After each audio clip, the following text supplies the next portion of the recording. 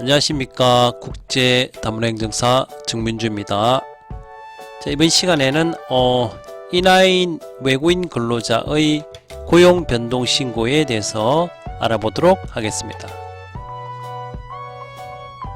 먼저 고용 변동 신고란 무엇인지 보겠습니다. 근무 중인 E9 외국인 근로자의 이탈, 사망, 출국, 전염병, 근로계약 해지 등의 사유가 발생하면 사업주는 그 사유 발생일로부터 15일 이내에 고용센터에 신고하는 민원 사무입니다. 자, 그래서 고용24 홈페이지에 들어오면 이 민원 사무명에 외국인 근로자 고용 변동의 신고가 되어 있고, 이곳에서 외국인 근로자 고용 변동 신고를 할 수 있겠습니다.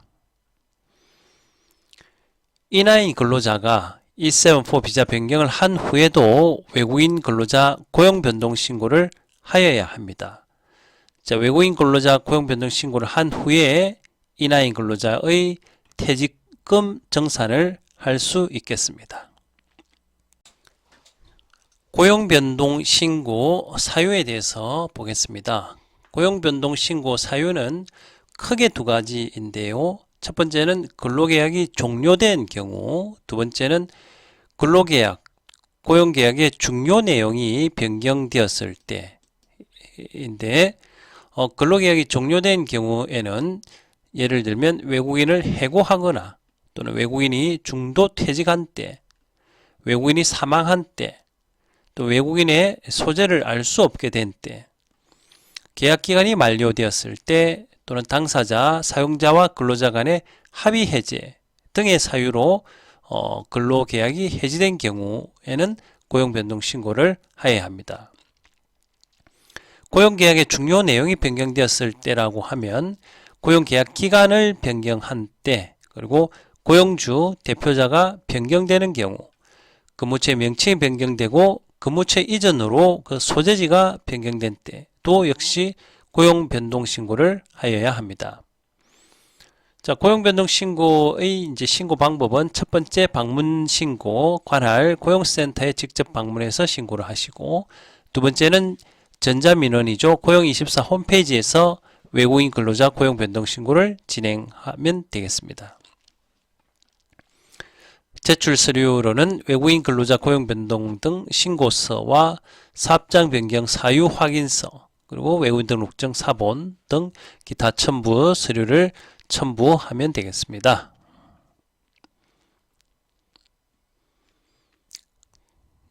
자, 여기서 중요한 것 하나는 고용 변동 신고와는 별도로 이 외국인 근로자 있죠. E9 외국인 근로자는 고용 변동 신고가 있는 날로부터 1개월 이내에 반드시 사업장 변경 신청을 하여야 하고, 사업장 변경 신청을 한 날로부터 3개월 이내에 근무처 변경 허가를 받아야 됩니다. 이 부분은 아주 중요한 부분이죠. 자, 만약에 위의 기간 안에 이런 신청이나 허가를 받지 못한 경우에는 이 E9 외국인 근로자는 이 불법 체류의 상태가 됩니다. 그래서 이 점 꼭 주의하시고 신고 기간 내에 신고를 철저히 해서 불이익을 당하지 않도록 하시기 바라겠습니다. 자, 이번 시간에는 E9 외국인 근로자를 고용하고 있는 고용업체의 외국인 근로자 고용 변동 신고에 대해서 알아보았습니다. 블로그 포스팅이나 유튜브 영상에 대한 문의가 있으신 분, E9 근로자의 비자 변경 등에 대한 조언이나 상담, 업무 위임을 원하시는 분은 아래의 네이버 톡톡, 카카오톡 채널 또는 전화 주시면 친절히 상담해 드리도록 하겠습니다. 국제다문화행정사 사무소의 미션은 건전하고 다양한 문화적 배경을 가진 사람들이 원활하게 한국 사회에 통합될 수 있도록 지원하는 것입니다. 이는 다문화 사회에서의 인종, 문화, 언어적 다양성을 존중하며 그에 따라 외국인의 초청, 체류, 거주, 근로 기화 등과 관련된 다양한 서비스와 지원을 제공하여 이를 통해 보다 건강하고 경쟁력 있는 지역사회, 다문화 사회가 만들어지길 바라고 있습니다.